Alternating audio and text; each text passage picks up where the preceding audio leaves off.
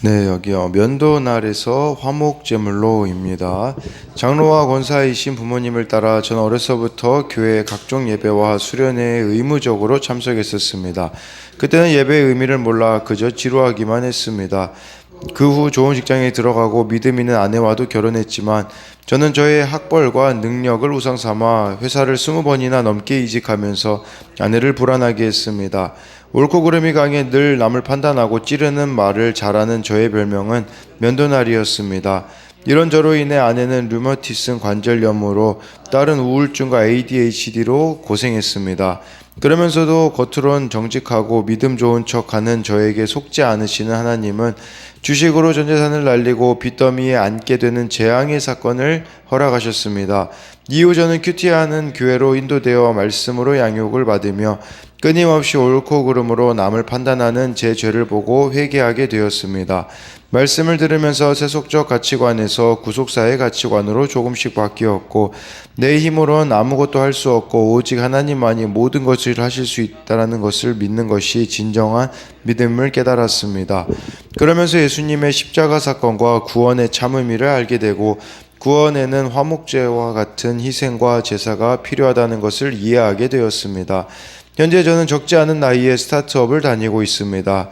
저의 짧은 지식과 판단으로 이 회사는 곧 망할 수밖에 없어라고 수년간 이야기했지만 지금까지 망하지 않은 것을 보면서 하나님의 생각은 내 생각과 다르구나 인정하게 되었습니다. 여러 고난 가운데서도 말씀을 붙들고 공동체에 속해만 있었더니 작년에는 장기 전세 아파트에 입주하게 되었습니다. 화목제물이신 예수님 덕분에 구원을 얻게 되었음을 기억하고 저의 지질하고 험악한 삶을 말씀의 제단에서 불살라 향기로운 냄새로 여호와께 드려지는 인생을 살겠습니다. 적용하기입니다. 회사에 못마땅한 점을 판단하지 않고 상사를 뒷담화하지 않겠습니다. 내 의견과 공동체의 의견이 다를 때 공동체의 권면을 따르겠습니다. 정말 이렇게 옳고 그름이 강해 남을 판단하고 찌르는 말을 잘하는 이분의 별명이 면도날이었다고 하잖아요. 그렇기에 아내는 류머티슨 관절염으로 딸은 우울증 ADHD로 고생을 했는데 정말 이렇게 재앙의 사건이 이게 주식으로 전 재산을 날리는 사건이 있었을 때 결국은 옳고 그름으로 판단하는 자신의 죄를 보고 회개하게 되었고 세속적 가치관에서 구속사의 가치관으로 조금씩 바뀌었고 내 힘으로는 아무것도 할 수 없고 오직 하나님만이 모든 걸 하실 수 있다라는 진정한 믿음을 깨달았다라고 이렇게 이야기하고 있으며 고난 가운데서도 말씀을 붙들고 공동체에 속해만 있었더니 작년에는 장기전세 아파트에 입주하게 되었다라고 이렇게 말해주고 있습니다. 그리고 적용하기에서도 내 의견과 공동체의 의견이 다를 때 공동체의 권면을 따르겠다. 정말 이분이 옳고 그름이 강한데 이게 참 쉽지 않은 일이겠지만 이렇게 그런 고난을 통해서 바뀌게 된 것이 아닌가 볼 수 있습니다. 오늘은 이 레위기 3장 1절부터 17절까지의 내용인데요. 1절에요. 사람이 만일 화목제로 제의 제물로 예물을 드리되 소로 드리려면 수컷이나 암컷이나 흠없는 것으로 여호와 앞에 드릴지니 이 번제, 소제, 화목제는요 자발적으로 드리는 거였었습니다. 그렇기 때문에 이 화목제 같은 경우는요 여러분들이 레위기 7장을 참고하시면요 세 가지 경우로 이렇게 화목제를 드렸다고 해요. 첫 번째는요 자원함으로 이렇게 드렸어요. 그리고 두 번째는 서원을 이룬 다음에 이 화목제를 또 드렸습니다. 서원은 하나님하고 약속이잖아요. 그 뒤에 이제 서원이 끝난 후에 두 번째로는 화목제를 드렸고요. 세 번째는요 특정한 경험을 한 후에 드리는 감사로 또 화목제를 드렸습니다. 그러니까 뭐 감사한 일이 생기잖아요. 그러면 이 화목제를 드렸다라고 할 수 있어요. 그런데 이 화목제의 특징은요, 뭐 번제는 다 태워서 드리기 때문에 뭐 제사장에게 돌아갈 게 없고요. 뭐 소제 같은 경우는 제사장에게 어제 말씀해 보면 좀 나눴잖아요. 이 화목제는요, 제사장 목도 나누고 거기다가 사람들 것까지 있어요. 함께 예배하는 사람들 것까지 같이 나누어 먹을 수 있는 이렇게 제사였었다라고 할 수가 있는 것인데, 근데 아까 화목제가 세 가지가 있다고 했잖아요. 자원함과 서원을 이룬 후에 드리는 제사 같은 경우는요, 이튿날까지 고기를 다 먹어야 했습니다. 그러니까 소로 드린다고 생각해 보십시오. 그럼 이튿날까지 다 먹어야 된다라고 한다면 이웃과 멀리 있는 이웃과도 나눠야 된다. 이제 그런 의미가 되지 않겠습니까?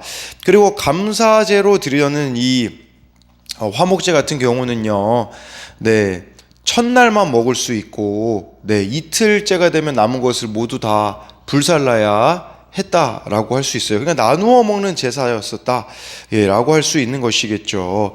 그리고 여기서 보니까요, 이 1절에 보니까 소는요, 수컷, 암컷 상관이 없다라고 말씀해주고 있습니다. 번제 같은 경우는 수컷만 드릴 수 있었습니다. 그러나 여기 수컷, 암컷이 상관이 없는 이유는 뭐냐면 다른 사람들과 나누어 먹는 제사였었기 때문에 이렇게 수컷이나 암컷이 상관이 없었고, 화목제는요, 비둘기는 없습니다. 비둘기로는 드릴 수 없었어요. 왜 그러냐면 비둘기 그거 나눠 먹을 게 뭐가 있겠습니까? 그렇기 때문에 비둘기는 이 화목제물로는 드려지지 않았다라고 할 수 있습니다.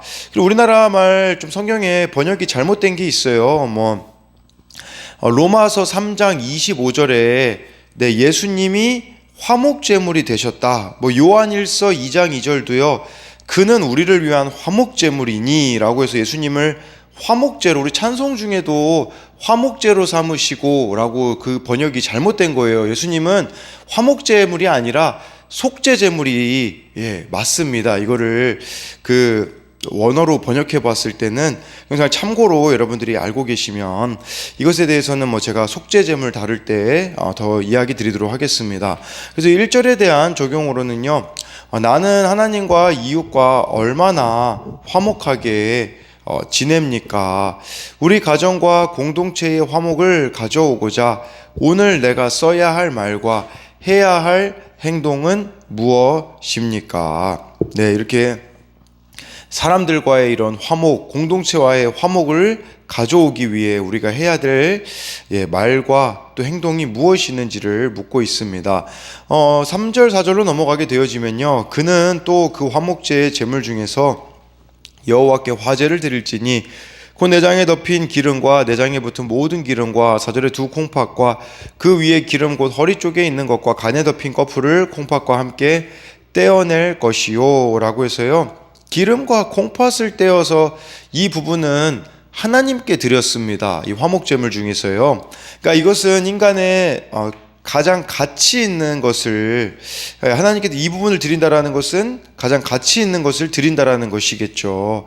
이 기름은 구약에서 생명과 복을 상징하고요. 4절에 나와 있는 콩팥은 감정이나 생명의 자리를 나타낸다라는 것을 봄으로써 이 기름과 콩팥을 하나님께 드렸다라는 것은 가장 귀한 부분은 하나님께 드려졌음을 말씀해주고 있습니다. 그리고 여기 간에 덮인 꺼풀이 나와 있지 않습니까? 4절에 이것은 간엽이라고 할 수 있거든요. 간엽. 이 간엽을 바친 이유는 아마도 고대인들이 빨간 장기인 간에서 피가 만들어진다라고 믿었기 때문에 피에는 생명이 있기 때문에 이 부분은 하나님께 드려졌음을 볼 수 있습니다. 3, 4절에 대한 적용으로는 내가 오늘 여호와의 것으로 구별하여 지켜야 할 양심이나 감정은 무엇입니까? 이것은 콩팥을 드린 것과 관련이 있습니다. 이 콩팥이 감정의 자리였기 때문에 내가 오늘 하나님 앞에 드려야 되는, 구별하여 지켜야 될 양심이나 감정이 무엇이 있는지를 돌아봐야 합니다. 6절 말씀으로 넘어가게 되면요, 만일 여호와께 예물로 드리는 화목제의 제물이 양이면 수컷이나 암컷이나 흠없는 것으로 드릴지며 라고 해가지고요, 양도 이렇게 수컷이나 암컷 상관이 없이 드릴 수 있었지만 한 가지 조건이 있었잖아요. 흠 없는 것으로 드려야 했다라고 말씀해주고 있습니다.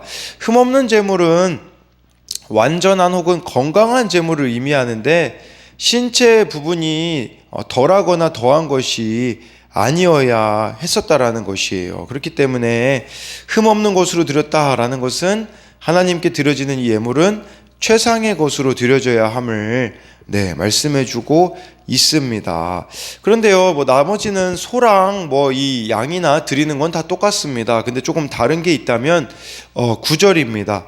그는 그 화목제의 제물 중에서 여호와께 화제를 드릴지니 그 기름 곧 미골에서 밴 기름진 꼬리와 내장에 덮인 기름과 내장에 붙은 모든 기름과 이 양 같은 경우는 한 부분을 더 드렸습니다. 그것은 무엇이냐면 바로 미골에서 밴 기름진 꼬리를 드렸어요. 그러니까 이 양이요, 그 기름진 꼬리, 이 꼬리 무게만 해도요, 약 7kg이 넘는다라고 합니다. 그리고 이 부분은요, 매우 고급스러운 음식 재료로 사용되었다라고 합니다. 그렇기에 정말 이 양에게서 이 꼬리, 미골에서 밴 기름진 꼬리를 드렸다라는 것은 이것도 역시 하나님께는 가장 귀한 것을 드렸음을 나타내주고 있습니다. 뭐 10절에 콩팥 드린 거, 또 간에 덮인 꺼풀, 뭐 간엽 드린 것도 동일하다라고 볼 수 있고요. 11절에요. 제사장은 그것을 제단 위에서 불사를 찌니 이는 화제로 여호와께 드리는 음식이니라. 그래서 이거를 우리가 자칫 잘못 생각하면 하나님이 무슨 뭐 배가 고프셔가지고 향기로운 냄새를 맡기 위해 제사를 드리라고 하는 거 아니야 라고 생각할 수 있는데 그건 아닙니다. 왜냐면요, 시편 50편 12절부터 14절에 보면 이것에 관련하여 나와 있습니다. 내가 가령 줄여도 내게 이르지 아니할 것은 세계와 거기에 충만한 것이 내 것이미로다. 내가 숫소의 고기를 먹으며 염소의 피를 마시겠느냐. 감사로 하나님께 제사를 드리며 지존하신 이에게 내 서원을 갚으며. 13절에 나와 있잖아요. 내가 뭐 소의 고기를 먹겠냐, 염소의 피를 마시겠느냐. 그러니까 하나님께서 이 예물을 바치라는 것은요, 다른 데 의미가 있는 게 아니에요. 무슨 어디에 의미가 있냐면 바로 이 예물을 드리는 예배자에게 관심이 있는 거예요. 하나님 앞에 나오는 이 사람과의 만남, 감사함으로 나아가는 그 모습, 최선으로 나아가는 그 모습을 하나님이 보는 것을 기뻐하시는 것이지, 마치 하나님이 막 동물을 잡아먹으시는 분이다, 뭐 이런 식으로 생각해서는 안 된다라고 할 수가 있는 것이에요. 그렇기 때문에요, 그런 관점으로 우리가 봐서는 안 되고요. 17절로 이제 나머지 염소도 12절부터는요 똑같습니다. 똑같기 때문에 뭐 따로 여러분들에게 드릴 설명이 없고요. 17절로 가게 되어지면 너희는 기름과 피를 먹지 말라. 이는 너희의 모든 처소에서 너희 대대로 지킬 영원한 규례니라 라고 이렇게 말씀해주고 있습니다. 이 화목제의 끝에요, 이렇게 기름과 피를 먹지 말라고 이렇게 말씀해주고 있어요. 피를 왜 먹지 말라? 뭐 기름은 하나님께 바쳐야 되기 때문에 뭐 먹을 수가 없었죠. 근데 피를 먹지 말라는 것은 피는 생명이기 때문입니다. 그렇기 때문에요, 근데 이게 피가 생명이기 때문에 이거는 먹지 말아야 됐었어요. 그러면 무슨 의미가 있는가? 우리가 이렇게 제사 때 피를 먹지 말라고 하셨던 것은 우리가 하나님을 바르게 예배하고 있다면요, 생명의 소중함을 기억할 수밖에 없다라는 것을 말씀해 주고 있는 것입니다. 그리고 기름 먹지 말라는 것은 너의 기쁨이 아니라 나의 기쁨이다, 이걸 하나님이 말씀해 주시는 거예요. 그러니까 이 예배가 그냥 막 자기 만족, 어떤 그런 측면이 아니라 기름을 하나님께 드린다라는 것은 하나님의 기쁨을 올려드리는 그것이 예배인 것이지, 우리는 막 예배를 잘 드렸느냐 못 드렸느냐를 나의 감정과 나의 어떠함으로 연결시킬 때가 많이 있는데, 그것이 아니라 하나님의 기쁨이 된 예배인가, 이것이 바로 중요하다라고 볼 수가 있어요. 이 예배는 우리의 즐김이 아니라 하나님으로 즐거워하는 우리들이 되어야 한다라는 것이겠죠.